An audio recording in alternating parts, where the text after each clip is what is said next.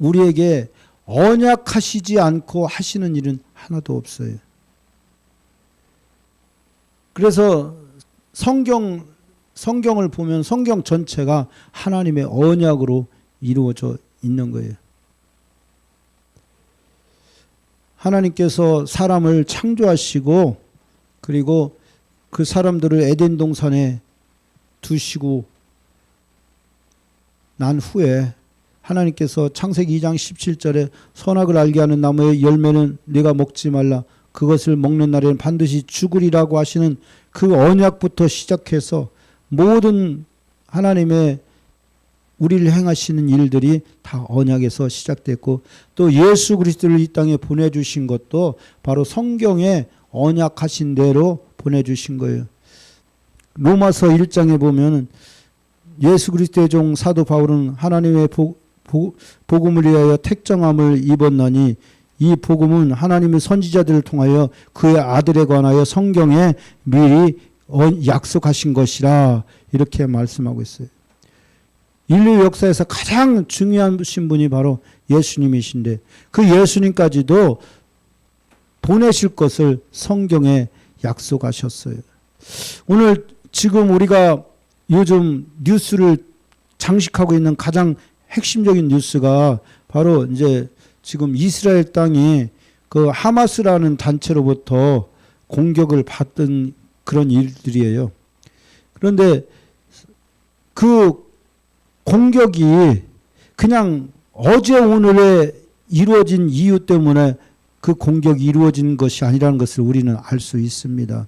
왜 그러냐면은 오늘 보니까 하나님이 뭐라고 약속하시냐면은 그 땅을 지금 이스라엘 백성들이 살고 있는 땅을 그들에게 주겠다고 약속하신 거예요. 그날에 야훼께서 아브라함과 더불어 언약을 세워 이르시되 내가 이 땅을 애굽 강에서부터 그 큰 강 유브라데까지 내 자손에게 주노니라고 말씀하고 있어요. 남쪽 저 애굽의 나일강으로부터 지금의 이집트 나일강으로부터 시작해서 저 북쪽으로는 유프라테스 지금 시리아가 장악하고 있는 그 유프라테스 강까지 강에 이르기까지 그 땅을 이스라엘 백성들에게 주시겠다고 약속하신 거예요. 그리고 하나님은 그 약속대로 이제 이스라엘 백성들의 그 땅을 주시는데 그게 언제냐면은 바로 이제 다윗과 솔로몬 시대에 영토가 거기까지 확장됐었어요. 그 후로 이제 이스라엘 백성들의 죄로 말미암아서 이제 남과 북으로 나라가 쪼개지고 그리고 그 다윗과 솔로몬 시대에 얻었던 그 많은 땅들을 잃고 지금은 굉장히 쪼그라들어 있는 상태고 더군다나 AD 그러니까 주후 서기 70년에 로마의 디도 장군에 의해서 예루살렘이 완전히 짓밟혀져요. 그래서 그 예수님께서 예언하셨죠. 성전을 보시면서 우시면서 하신 말씀이 이 성전에 돌 위에 돌이 하나도 남지 않겠다고 예언을 하셔요. 그리고 그렇게 예언하시고 난 다음에 서기 70년에 로마의 디도 장군에 의해서 정말로 그렇게 성전이 헐려져요. 그런데 왜 돌 위에 돌 하나도 안 남느냐? 그때 당시에는 그런 소문이 있었대요. 그 돌과 돌 사이에 금을 넣어 놓은 것이 있다고. 그래서 그 로마 군사들이 그 금을 찾기 위해서 돌 위에 모든 돌을 다 떠들렀던 거예요. 그래서 정말로 예수님께서 말씀하신 대로 돌 위에 돌 하나도 남지 않고 완전히 예루살렘이 망해버렸고 그리고 이제 예루살렘에 살던 사람들은 뿔뿔이 흩어져서 이제 세계 각지로 디아스포라가 돼서 이제 떠돌아다닐 수밖에 없었던 거예요. 그래서 이 이스라엘 백성들이 나라 없는 국민으로서 거의 2000년을 살았던 거예요. 그러다가 2차 세계대전이 끝나고 난 후에 종전 후에 1948년에 이제 영국에서 이스라엘 나라를 세워주겠다고 약속한 대로 그 땅에 이제 사람들이 이스라엘 백성들이 들어가서 정착촌을 건설했어요. 그 국가를 세운 다음 날인가 바로 제1차 중동 전쟁이 발발했어요. 이스라엘 백성들은 이제 예루살렘으로 갓 들어왔어요. 들어와서 아무런 무기도 없고 준비도 없는 상태에서 아랍국들이 이제 그 유대인들이 거기 그 땅을 들어와서 차지하는 것을 두려워했기 때문에 갑작스럽게 안식일 날 쳐들어왔어요. 그래서 세계에서는 어느 나라도 이스라엘이 이길이라고 생각을 안 했어요.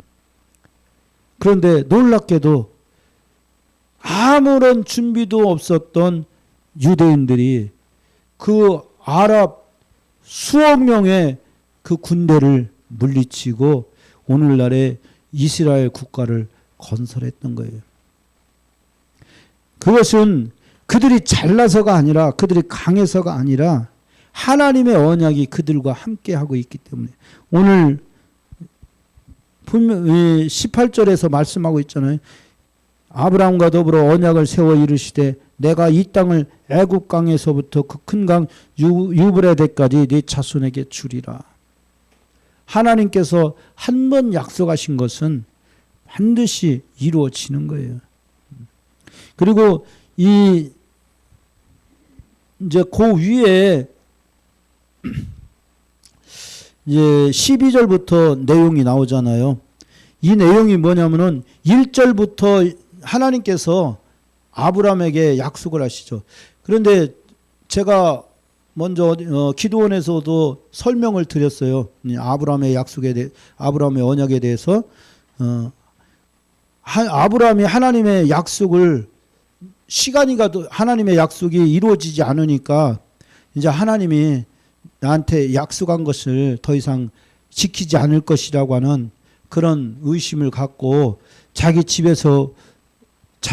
있는 종을 자기 그러니까 그 뭐라 가지 양자로 들여서 이제 자기 대를 잇게 하겠다고 하나님 앞에 이제 그렇게 기도하잖아요. 그러니까 하나님께서 아브라함을 밖으로 불러내시죠. 그리고 아브라함아 하늘의 뭇별을 네가 셀 수 있나 보라 하고 하시고 난 다음에 네 자손이 이와 같이 많을 것이라 하나님께서 말씀하시고 그 다음에 그러자 하나님께 아브라함이 그 말씀을 믿었다고 성경은 말씀하고 있어요. 15장 6절에 뭐라고 말씀하고 있는지 한번 봅시다. 15장 6절에 우리 이현아 성도님 한번 크게 읽어보세요. 야훼께서 이를 그의 의로 여기시고 라고 말씀하고 있어요. 하나님께서 아브라함을 데리고 나가셔서 하늘의 뭇별을 바라보게 하시고 네 자손이 이와 같이 많게 될 것이라고 하시는 하나님의 약속의 말씀을 믿었어요. 이제까지 하나님의 약속을 의심하고 있었던 아브라함이 하나님께서 임재하셔서 그와 같이 약속을 하시니까 그 안에 있었던 의심이 싹 사라지고 하나님의 약속을 말씀을 믿었던 거예요. 우리에게도 하나님의 음성이 들려질 때 이와 같이 100% 믿어야 되는 거예요. 하나님 이것은 이렇고 저것은 저렇고요. 이렇게 얘기할 필요가 없는 거예요. 하나님은 우리에게 약속하시고 우리는 그것을 아멘으로 화답하면 되는 거예요. 그러면 그 약속의 말씀이 우리 안에서 이루어지는 거예요. 그리고 하나님께서 이 가나안 땅을 내 자손에게 주겠다고 약속을 하셔요. 그러니까 아브라함이 하나님 그러면 증거를 보여주세요. 그러니까 3년 9절에 이렇게 말씀하고 있어요. 야훼께서 그에게 이르시되 나를 위하여 3년 된 암소와 3년 된 암염소와 3년 된 순양과 산비둘기와 집비둘기 새끼를 가지고 올지나. 이건 뭐냐면은 제사, 하나님 앞에 제사를 드리라는 거예요. 제물을 준비해서 이제 번제물로 제사를 드리라는 거예요. 그래서 이 아브라함이 그 모든 것을 자기가 알고 있는 제사법대로 그 모든 짐승들을 쪼개놓고 또 그 쪼갠 것을 마주 대 이렇게 쩍 벌려서 마주 대하여 놓고 그 새는 쪼개지 않고 놔뒀더니 솔개가 그 사체에 내릴 때 아브라함이 쫓았더라. 그러니까 이제 솔개가 보니까 맛있는 먹잇감이 있으니까 그 위에서 빙빙 돌면서 이제 먹으려고 이제 내려올 때 아브라함이 막대기를 들고서 쫓아내 버렸던 거예요. 물론 다른 해석도 있긴 해요. 그런데 중요한 것은 그것이 아니라는 거죠. 그러고 나서 시간이 한참을 흘렀어요. 아마 점심때쯤 아니면 아침에쯤 그것을 쪼개놨는데 저녁 때까지, 해가 질 때까지 하나님께서 아무런 응답이 없으셨어요. 하나님이 그렇게 말씀을 하셨으면은, 아브라함이 이렇게 다 그 고기를 쪼개놨으면 바로 응답하셔야 되는데 하나님께서 아무런 응답도 없으셨던 거예요. 그리고 해질 때 아브라함에게 깊은 잠이 임하고 큰 흑암과 두려움이 그에게 임하였다고 말씀하고 있어요. 이게 바로 이제 하나님께서 임재하시는 거예요. 캄캄한 흑암이 임하는 거예요. 앞을 분간할 수 없는 그런 흑암이 임하죠. 이런 흑암이 성경 곳곳에 기록되어 있어요. 예수님께서 십자가에서 못 박혀 죽으시고 난 후에 온 세상이 캄캄하여졌다고 성경은 말씀하고 있고요. 또 이스라엘 백성들에게 하나님께서 10가지 재앙을 내릴 때 아홉 번째 재앙이 뭐냐? 흑암 재앙이에요. 앞을 분간할 수 없는 캄캄한 흑암이 그들에게 드리워졌어요. 이처럼 이 흑암이 나타났다고 하는 것은 그 후에 나타나실 하나님의 영광이 있다는 것을 얘기하는 거예요.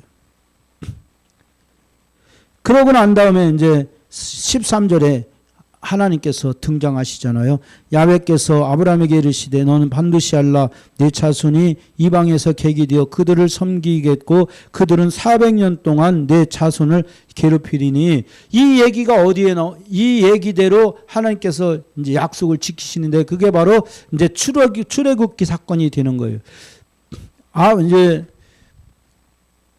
요셉이 먼저 애굽으로 들어갔어요. 뭘로? 형제들에게 팔려서 노예 종으로 팔려갔어요. 그리고 보디발의 집에 가서 이제 종살이를 하는 거예요. 그러다가 이제 천신만고 끝에 이 요셉이 애굽의 총리가 되잖아요. 애굽의 총리가 되고 난 다음에 이제 꿈을 꾸고 그리고 그 꿈대로 이제 이루어져서 7년 풍년이 나타나고 그 다음에 7년 흉년이 와요. 그래서 7년 풍년 때 이 요셉이 한 일이 뭐냐면은 애굽 전국에 있는 모든 곡식들 다 사들이는 거예요. 왕의 돈으로 다 사들이는 거예요. 그러고 난 다음에 이제 7년 흉년이 왔을 때 그것을 이제 처음에는 백성들이 자기가 가지고 있는 건 먹을 거 아니에요. 그러고 난 다음에 이제 국고에서 이제 국가 창고에서 이것을 이제 푸는데 그냥 공짜로 주는 것이 아니라 돈을 받고 주는 거예요. 그러면 뭐 1대1로 줬겠냐고요. 엄청난 비싸게 아마 줬을 거예요. 그러니까 나중에 가서 이 사람들이 백성들이 낼 것이 없으니까 자기 땅까지 갖다 주고서 곡식을 사서 먹는 거예요. 이제 그런 상황 가운데 바로 이 기근이 바로 가나안 땅까지 찾아왔어요. 7년 흉년이 애굽에만 있었던 것이 아니라 가나안 땅에도 흉년이 들었어요. 그래서 더 이상 먹을 것이 없게 되니까 야곱이 자기 아들들을 시켜서 보내서 애굽에 가서 식량을 사오게 하죠. 그때 요셉이 딱 보니까 자기 형들인 거야. 그렇지만 처음에는 시치미를 툭 대고 있다가 결국 이제 자신의 신분을 드러내고 그리고 난 다음에 아버지 야곱을 애굽으로 모시잖아요. 그런데 야곱이 거기를 안 떠나. 가나안 땅을 안 떠나. 약속의 땅을 안 떠나는 거예요.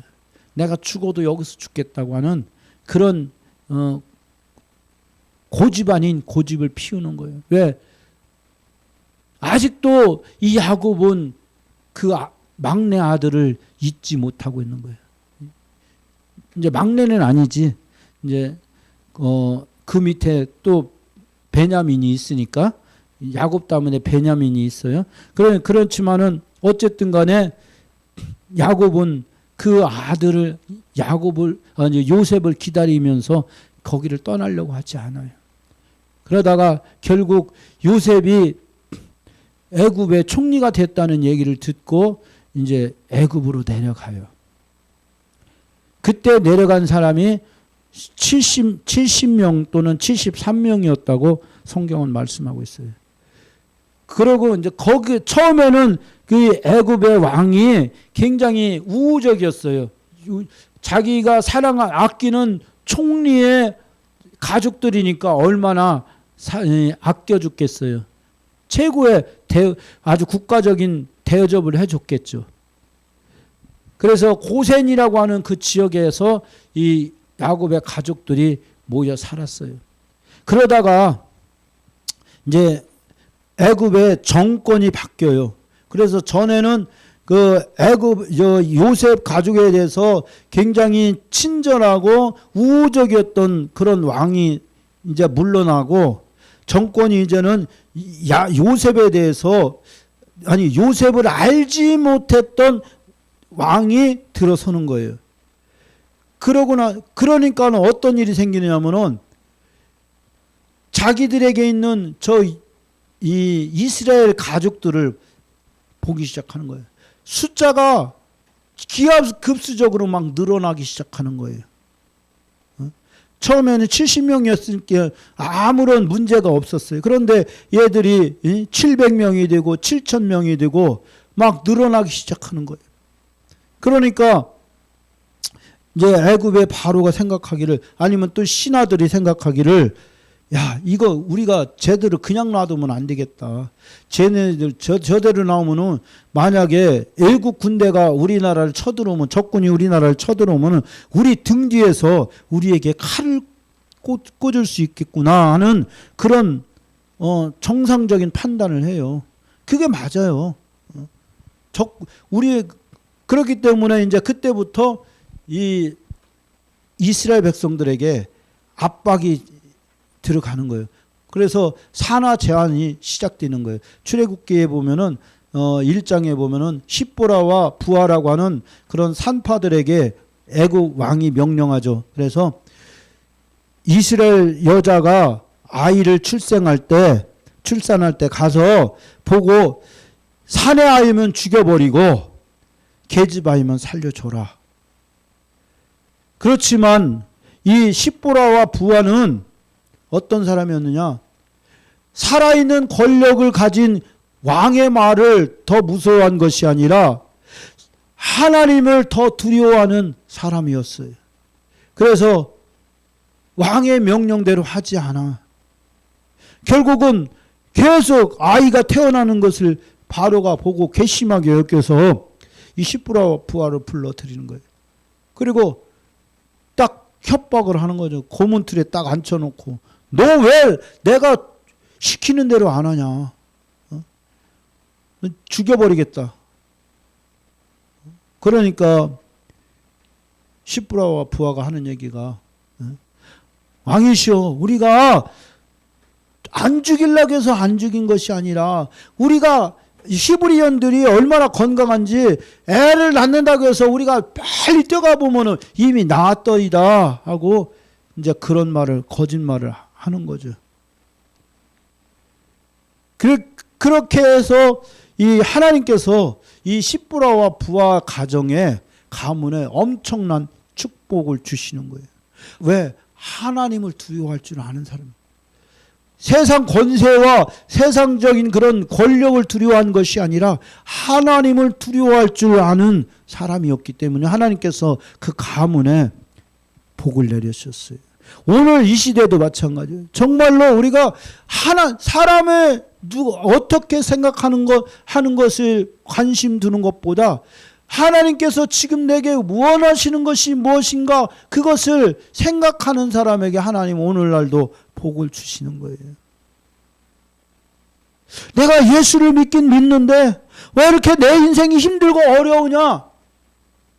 그러면은 하나님과 독대할 필요가 있는 거예요. 내가 하나님의 뜻을 온전히 순종하지 못한 것이 무엇인지, 내가 하나님의 뜻대로 살아가지고 있는 것이 정말 내가 하나님의 뜻대로 살아가고 있는 것인가 하는 것들을 우리는 자신을 살펴봐야 되는 거예요.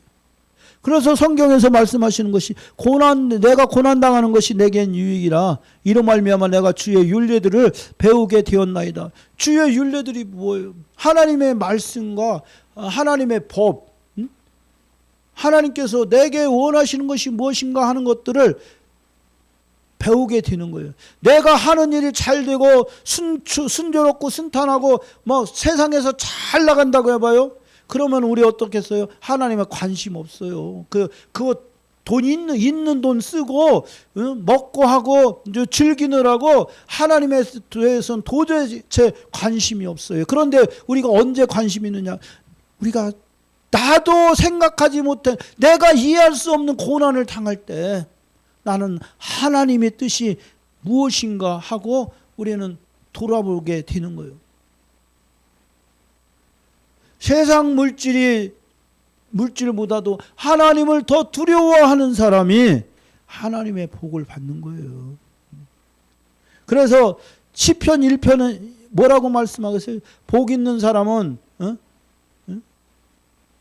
우리 한번 한번 읽어봅시다. 복 있는 사람은 악인들의 길을 따르지 아니하며 오만한 자리에 앉지 아니하며 여호와의 율법을 즐거워하여. 한번 읽어봅시다. 복 있는 사람은 악인들의 길을 따르지 아니하며 죄인들의 길에 서지 아니하며 오만한 자들의 자리에 앉지 아니하고 오직 여호와의 율법을 즐거워하여 그의 율법을 주야로 묵상하는도다. 그는 시냇가에 심은 나무가 철을 따라 열매를 맺으며 그 잎사귀가 마르지 아니함 같으니 그가 하는 모든 일이 다 형통하리로다. 악인들은 그렇지 아니하며 오직 바람에 나는 겨와 같도다. 그러므로 악인들은 심판을 견디지 못하나 죄인들이 의인들의 모임에 들지 못하리로다. 오롯 의인들의 길은 여호와께서 인정하시나 악인들의 길은 망하리로다. 하나님 말씀하고 있어요. 하나님의 뜻이 어디 있는가? 그것을 이 시대에도 두려워하는 사람은 하나님의 사랑을 받을 수 있어요. 그렇지만 하나님보다는 내가 가지고 있는 현재 내 주머니에 얼마가 있으며 내 통장에 현찰이 얼마가 있으며 앞으로 들어올 현찰이 얼마가 있으면서 돈만 세는 사람은 결국은 그 돈 때문에 염려, 근심, 걱정에 사로잡히고 결국 스트레스 받아 병을 건질 수밖에 없는 거예요. 그것을 우리가 알아야 되는 것이죠. 그렇지만 하나님을 두려워하고 하나님께서 원하시는 것이 무엇인가를 아는 사람에게는 하나님께서 이 세상에서도 100배로 복을 주시고 그리고 또 영원한 영생도 예비해 놓으셨다는 것을 우리는 알아야 될 것입니다. 이 시브라와 부하라고 하는 두 여자는 비록 출생이 미미하고 참 신분이 약하고 했지만은 그러나 그들은 자기가 앉은 자리에서 하나님을 두려워함으로 말미암아 하나님께서 예배해 놓으신 모든 복이 그에게 임했던 것이죠. 그를 통해서 이제 모세가 탄생하는 거예요. 그런 가운데서 그 시대가 얼마나 고달프고 힘들고 어려웠겠냐고요. 살아가는 것이 얼마나 힘들었겠냐고요. 그럼에도 불구하고 이 이스라엘 백성들은 숫자가 줄어드는 것이 아니라 자꾸 불어나는 거예요. 아니 새벽까지 오밤중까지 일하고 또 새벽에 나가서 꼭두 새벽부터 일을 시키는데도 아니 애도 잘 갖고 낳기도 잘하는 거야. 이 사람들은 이 애굽 사람들은 알지 못했어요. 그들 가운데 이 이스라엘 백성들 가운데 하나님의 언약이 살아 움직이고 있다는 것을 이스라엘 백성들은 깨닫지 못했던 것이죠. 그 하나님의 언약이 바로 오늘 본문의 횃불 언약인 거예요. 하나님께서 지금 쪼갠 고기 사이로 지나가셔요. 제가 이 얘기를 한번 설교 시간에도 말씀을 드렸어요. 마치 불타는 환호가 하늘에서부터 내려오고 그 횃불이 불 붙은 횃불이 그 쪼갠 고기 사이를 싹 지나갔다고 해요. 이것은 그 당시의 풍습이에요. 언약에 대한 풍습이에요. 어떤 사람들이 서로 맹세를 하잖아요. 그러면은 이처럼 고기를 쪼개 놓고 그리고 그 쪼갠 고기 사이를 두 사람이 손붙잡고 지나가는 거예요. 그래서 만약에 둘 중에 누가 먼저 이 약속을 어기면은 이 쪼갠 고기와 같이 쪼개질 것이라고 하는 목숨을 건 약속이 바로 이 횃불 언약이었던 거예요. 그런데 하나님께서 그 쪼갠 고기 사이를 아브라함과 함께 가지 아니하시고 하나님 혼자 가셔요. 혼자 그 타는 횃불처럼 보이는 것이 그리 싹 지나가는. 그건 뭐냐면은 내가 너희에게 한 이 언약을 네 자손들이 하늘의 별과 같이 많게 될 것이며 네 또 이 가나안 땅을 저 애굽 강으로부터 시작해서 저 유프라테 강까지 네 자손에게 주겠다고 하는 그 약속을 지키지 않으면은 내가 이 쪼갠 고기와 같이 되겠다. 하나님이 그와 같은 약속을 하시는 거예요. 그러니 그 하나님의 약속이 얼마나 확실한 약속이 되겠냐고요. 안 그래도 하나님은 인생이 아니신지라 거짓말을 하지 않으셔요. 사람이 아니시기 때문에 헛된 말을 하지 않으셔요. 하나님께서 성경을 통해서 우리에게 하신 약속의 말씀은 한 말씀도 지켜지지 않는 말씀이 없는 거예요. 완전하고 완벽하게 지켜지는 거예요. 그것이 하나님이시기 때문에. 그리고 이 언약이 있은 후에 한 400년쯤 흐른 후에 이제 이스라엘 백성들이 애굽에서 이제 애굽으로 들어가고 400년은 안 되겠구만. 이제 아브라함에게 이렇게 약속을 하시고 그다음에 이삭의 시대가 지나고 그다음에 야곱의 시대 끝에 가서 이제 애굽으로 넘어가니까 그러고는 뭐 한 200여 년쯤 됐겠죠. 그러고 나서 이제 애굽으로 넘어가서 400년 동안 이스라엘 백성들이 그 애굽에서 고통을 받게 된 거예요. 말이 400년이에요. 우리나라가 일본으로부터 36년 뭐 어떤 사람들은 40년을 식민 지배를 당했다고 해요. 그런데도 불구하고 우리나라 그때 우리가 해방될 때쯤에서는 일반인들도 보통은 다 일본어를 할 수밖에 없었어요. 창씨개명이라 해서 전부 다 이름 다 바꿔야 됐어요. 우리 사촌 누님이 시골에 계시는데 그분은 나이가 상당히 많아요. 그 딸이 그 아들이 나보다 나이가 훨씬 많으니까.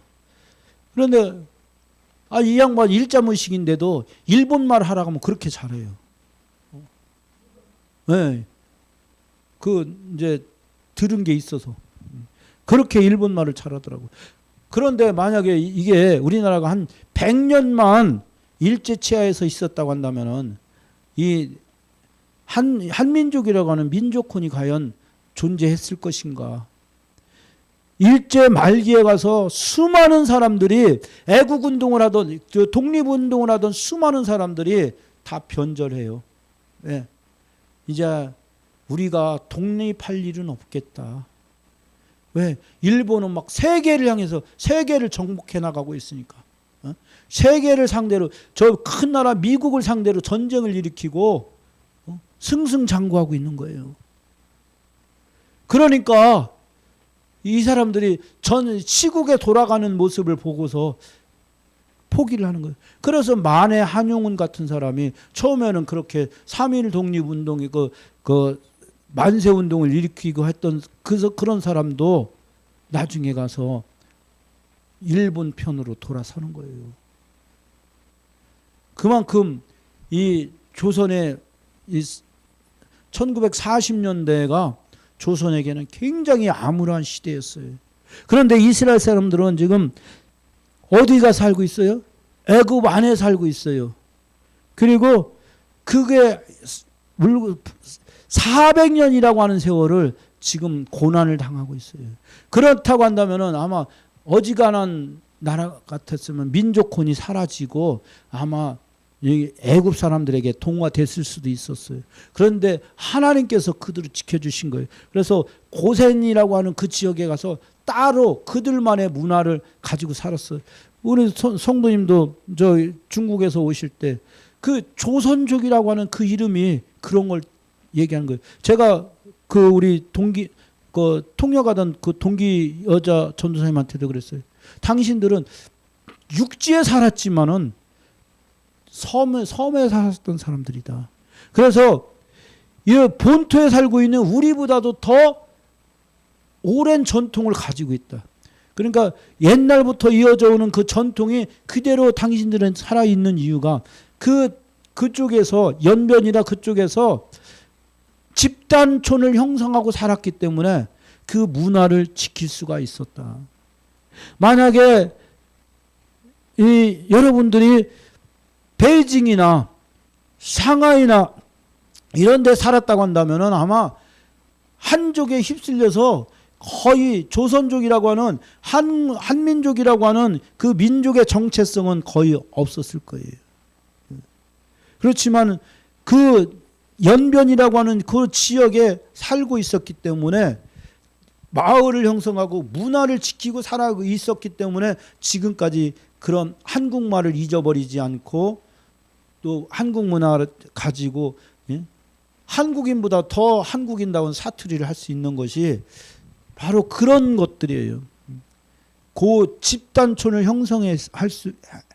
하고 살기 때문에 이 이스라엘 백성들도 마찬가지였어요. 거기다 그들에게는 여호와의 여호와 신앙이라고 하는 신앙이 있었어요. 왜? 하나님께서 자기 조상 아브라함에게 약속하신 것, 네 자손이 하늘의 별과 같이 많게 될 것이며 네 자손들이 이 가나안 땅을 차지하게 될 것이라고 하는 하나님의 약속이 그들에게는 항상 이어져 내리고 있었던 거예요.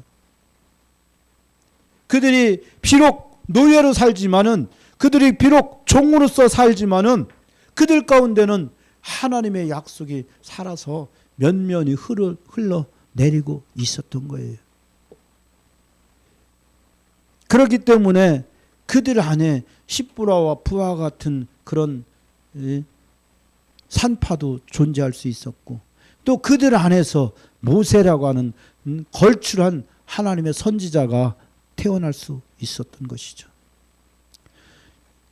이 창세기 15장에는 물론 이제 아브라함에게 민족을 만들어 주겠다고, 나라를 만들어 주겠다고 하는 확실한 약속도 있지만은 또 이스라엘의 나라를 이루게 하시겠다고는, 가나안 땅에 하나님의 나라가 세워지겠다고 하는 하나님의 분명한 약속이 거기는 들어있기 때문에 이 15장이 굉장히 중요한 말씀인 거예요.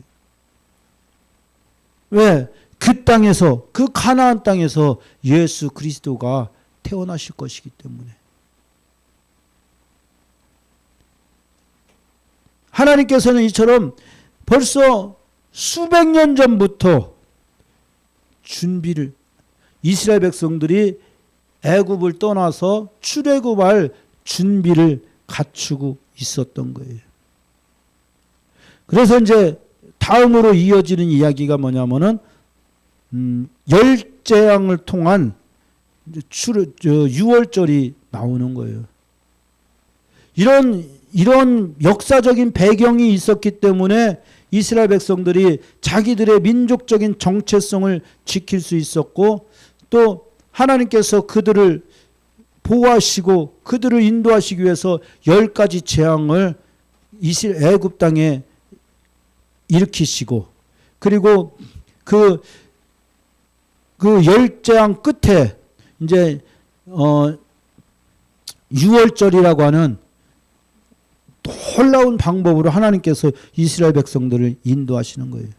이 유월절이라고 하는 것은 마지막 재앙인 열 번째 재앙인 죽음의 신이 그들을 넘어간다고 해서 유월이라는 거예요. 유월. 육자가 아니고 넘어간다고 해서 유월이라는 거예요. 그런데 그 넘어가는 방법이 아주 독특했던 거예요. 잠깐만 말씀을 드리고 맺기를 원하는데, 하나님께서 이스라엘 백성들에게 약속하신 양을 잡으라고 해요. 열흘날 1월 10일 날 양을 잡게 하셔요. 아니, 양을 준비하게 하셔요. 양을 준비하게 하시고 다음에 1월 14일 날 저녁에 양을 잡아요. 그리고 그 밤에 양을 먹는데 어떻게 먹어요? 물에 삶지 않고 불에 구워서 먹는데 쓴나물과 함께 먹어요. 그리고 그 방 안에는 무엇이 없어야 돼요? 누룩이 없어야 돼요. 누룩이 없이 먹고, 그리고 그 고기를 남겨서는 안 돼. 그래서 만약에 식구수에 비해서 고기가 많거든, 양이 크거든, 이웃 사람과 함께 먹으라고 그래요. 그리고 또 절대 그 집안에서 나오지 말고 그 양을 먹는 집 문인방과 문틀이잖아요. 문인방과 문설주에 어린 양의 피를 뿌리라고 말씀하시죠. 그리고 그 안에 들어있는 사람들은, 남자들은 8살 이상은 전부 다 할례를 받아야 돼요. 할례 받은 사람만이 유월절 어린 양을 먹을 수 있는 거예요. 할례 받지 않은 남자는 그 어린 양의 고기를 먹어도 소용이 없어요. 할례 받았다고 하는 것은 뭐냐? 바로 이제 창세기 17장인가 나오죠. 하나님께서 아브라함에게 할례를 시키시는 거예요. 그리고 그 아브라함은 자기 집에 있는 모든 남자들에게 할례를 다 시키셔요. 할례를 시키시는 건 뭐냐? 할례 받았다고 하는 것은 네가 언약의 자손이라고 하는 그런 징표, 몸에 새겨진 증거예요. 몸에 새겨진 상처예요. 그 남자가 소변 보려고 자기 이렇게 볼 때마다 그 할례 자국을 보는 거예요. 그것을 통해서 나는 할례 받은 자손이야. 나에게는 언약이 있어. 하나님의 언약이 내 몸에는 새겨져 있어. 그것을 기억하기 위해서 할례를 시킨 거예요. 그래서 이스라엘 백성들은 할례 받지 않은 사람은 이스라엘 백성 민족에게서 끊어지게 돼 있다고요. 이만큼 할례가 중요한 거예요. 그때 당시에는. 예수님 때까지는 중요했어요. 그래서 할례 받은 사람만이 그 양고기를 먹을 수 있었던 것처럼 오늘날 교회에서도 마찬가지예요. 원래 교회에서 성찬식을 하는데 성찬식에 떡을 떼고 잔을 들 수 있는 사람은 세례 받은 사람. 세례를 받는다는 것은 내가 예수 그리스도를 믿어서 예수 그리스도와 함께 죽고 예수 그리스도와 함께 장사되었다가 예수 그리스도와 함께 부활했습니다 하는 증거로 세례를 받는 거예요. 그리고 그 세례를 받아야 교인으로서 인정을 받을 수 있는 거예요. 이제 우리가 지금 세례받지 않은 분들에게도 성찬을 떡을 떼게 하는 것은 혹시라도 그분들이 마음에 상처받지 않을까 하는 그런 마음에서 그냥 떡을 떼는데 사실은 그런 의미가 있는 거예요. 이 할례를 받아야 하나님의 백성, 약속, 언약을 받은 사람이 될 수 있다는 것이죠. 그것이 이제 신약에 들어와서 제가 말씀드린 대로 물 세례와 성령 세례를 얘기하는 거예요. 우리가 물 세례를 통해서 죄 씻음을 받고 그리고 이제 하나님의 사람으로서 다시 태어나는 거예요. 그리고 성령 세례를 통해서 이제 성령의 인치심을 받는 거예요. 성령이 우리 안에 거하심으로써 이제는 나는 빼도 박도 못하는 하나님의 자손이 되었다고 하는 증거가 되는 것이죠. 오늘 이제 본문 말씀은 바로 그런 이제 이스라엘 백성들이 유월절 예식을 하기 전에 이미 하나님께서 아브라함에게 약속하신 그 출애굽의 근거를 지금 제가 가지고 같이 은혜를 나눴습니다. 아마 이제 금요일 날에는 이제 유월절에 대해서 같이 말씀을 나눌 겁니다. 그 유월절이 무슨 의미를 가지고 있고 도대체 유월절이라고 하는 것이 무엇이냐, 누룩이 무엇이고 양이 무엇이고 도대체 양의 피가 무엇이냐, 그런 것들에 대해서 우리 같이 은혜를 나누게 될 것입니다. 기도하겠습니다. 하나님 아버지 감사합니다. 오늘도 우리 가운데 하나님의 횃불 언약을 통해서 하나님 구원에 대한 언약을 허락하여 주셨습니다. 하나님 아버지, 우리가 이것을 우리 마음에 새기게 하여 주시고 우리도 그 하나님의 언약이 우리 안에 흐르고 있는 자들임을 깨닫게 하여 주시고 믿음 안에 온전하게 살아갈 수 있도록 하나님 축복하여 주시옵소서. 아버지, 늘 힘들고 어려운 가운데서도 아버지 하나님의 뜻대로 순종하기를 소망하며 나가는 하나님의 백성들 하나님 기억하여 주시고 그들의 삶 가운데 하나님의 동행하심과 하나님의 충만하게 인도하심이 나타나게 하여 주시옵소서. 감사하고 예수님의 이름으로 기도드리사옵나이다. 아멘. 오늘 드린 예물에 축복하겠습니다. 하나님 아버지 감사합니다. 오늘도 하나님께서 사랑해 주셔서 아버지 귀한 자리 복된 자리 예배 자리로 나오게 하시면서 또 빈손 들고 나오지 아니하고 예물 정성껏 준비해서 하나님 앞에 올려드렸습니다. 하나님, 남아서 드리는 것 아닙니다. 여유 있어서 드리는 것 아니라는 것을 주님 아십니다. 하나님을 사랑하고 하나님을 사모하는 그 마음이 있기에 하나님 이렇게 예배에 나오면서 정성껏 예물을 준비해 갖고 나왔습니다. 하나님, 과부가 드린 두 렙돈이 부자가 드린 많은 헌금보다 더 귀하게 하나님께서 더 크게 보신다고 말씀하셨듯이 아버지, 우리 사랑하는 성도들이 드린 이 예물 위에 하나님 복의 복을 더하여 주시고 누르고 흔들어 넘쳐도록 하나님 축복하여 주시옵소서. 그 가정과 범사 위에 하나님의 은총이 가득 넘쳐나고 채워질 수 있도록 하나님 인도하여 주시옵소서. 아버지, 육신이 연약해서 고통받고 있습니다. 주님의 피 묻은 손으로 이 시간 안수하여 주셔서 그 아픈 것이 깨끗하게 치유받는 귀한 역사, 치유의 역사 체험할 수 있도록 하나님이여 역사하여 주시옵소서.